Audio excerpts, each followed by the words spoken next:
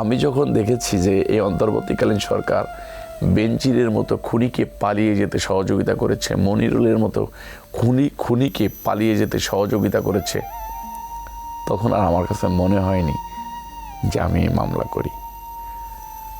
আমাকে যে গুলি করেছিল মশিউর, সেই মশিউর এখনও চাকরিতে বহাল তবিয়াতে আছে এবং ওসিগিরি করতেছে। আমাকে গুলির নেতৃত্ব দিয়েছে এডিসি শিবলি নোমান, সে রমনাজনে, সে মানে খুবই ভালো হেফাজতে আছে, শত শত হাজার কোটি টাকার মালিক হয়েছে। আওয়ামী লীগকে যখন তারা পুনর্বাসন করেছে, তখন আমার কাছে মনে হয়নি যে আর মামলা করি, আমি ন্যায় বিচার পাবো না, এই জন্য মামলা করি নাই। এদেশ থেকে আওয়ামী লীগ পালালো কিভাবে?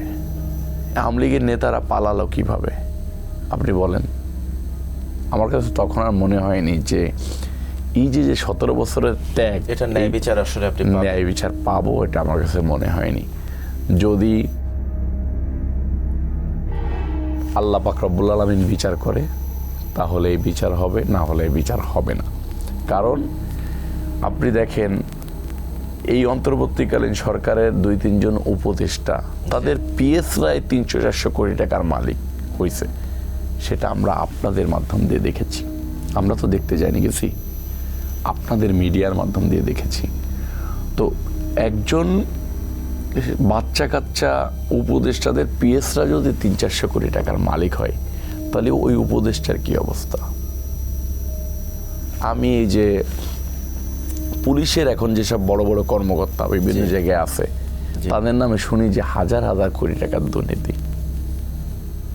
আমি শুনি যে এই সব উপদেষ্টাদের মানে বউরা, শ্বশুর শাশুড়িরা, ভাইরা হাজার হাজার কোটি টাকার মালিক। তো আমি তাদের কাছ থেকে কি বিচার আশা করব? এই জন্য আপনি আমার কাছে বলার পরে আমার কাছে এই নিজের ত্যাগের সম্বন্ধে, আমি মুক্তিযুদ্ধের সময় অনেক মুক্তিযোদ্ধা দেখবেন যে মুক্তিযুদ্ধের সনদ নেয়নি। আমার কাছে, আমি তাদের কাছে জিজ্ঞেস করতাম যে আপনি সনদ নেননি কেন? তখন বলছে যে যখন আল বদর, আল শামস, রাজাকাররা এদেশে ৭১-এর পরে নেতৃত্ব দিয়ে এসেছে, তখন ওই মুক্তিযুদ্ধের প্রতি ঘৃণা হয়েছে, সেই কারণে সনদ নেয় নাই। এই যে জুলাই আগস্ট আন্দোলনের সনদ দিচ্ছে না এই সরকার, আমি ঘৃণায় এই সনদ নেই।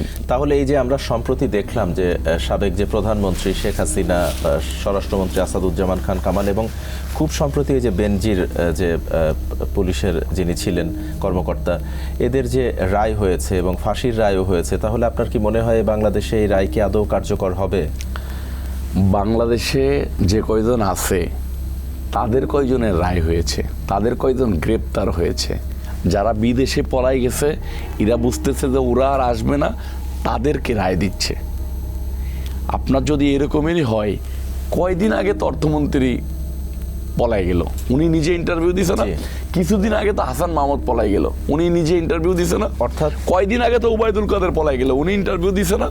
অর্থাৎ তাহলে আমরা বলতে পারি যে এখন যারা আছেন দায়িত্বে তাদেরই সহযোগিতায় অন্যরা পালিয়ে যাচ্ছেন এবং তাদেরই সাজা। তাদের সহযোগিতা তো বটেই, তাদের ওই যে দুর্নীতির টাকা, ওই যে লুটপাটের টাকা, ওই টাকার বিনিময়ে তারা এদেরকে পালিয়ে যেতে সহযোগিতা করেছে।